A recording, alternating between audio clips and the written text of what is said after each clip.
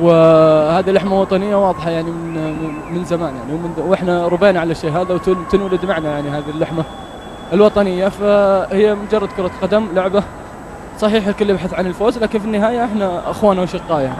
خلينا نتكلم فنيا عن الهلال اليوم، احسن من المباريات الماضيه اللي كانوا كلنا يتكلم في رتم منخفض. مباراة اليوم مباراة تكتيكية بحتة من الفريقين، يمكن احنا لاعبين على نفس تكتيكنا نفس نظام لعبنا. يمكن الاتحاد تغير اليوم طريقة لعب. الشوط الأول لعب بظهيرين يمين وظهيرين يسار، فصعبوا المباراة شوي لأنه كان الهلال ضاغط ماسك كورة الشوط الأول يعني يمكن نسبة كبيرة. الاتحاد اعتمد على هجمات مرتدة.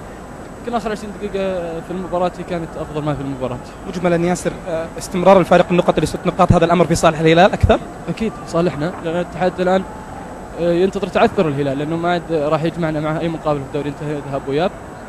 واعتقد ان الضغط موجود على الاتحاد اكثر من الهلال. قارنا في من تبقى من مباريات قويه، الشباب، النصر، الاتفاق وبقيه المباريات، تعتقد ايهما مشواره اصعب؟ كل المباريات. الدوري النقاط دائما يعتمد على كسب النقاط، هذا معناته ان جميع المباريات في الدوري ال 22 او ال 24 مباراه كلها تعتبر نهائيه.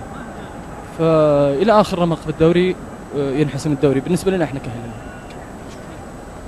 شكرا الكابتن ياسر القحطاني. اذا متابعينا الكرام، يبدو اننا سنعود من جديد الى زميلي فهد مساعد في الاستوديو، ريثما نجهز ان شاء الله في عمل اللقاء. تفضل فهد.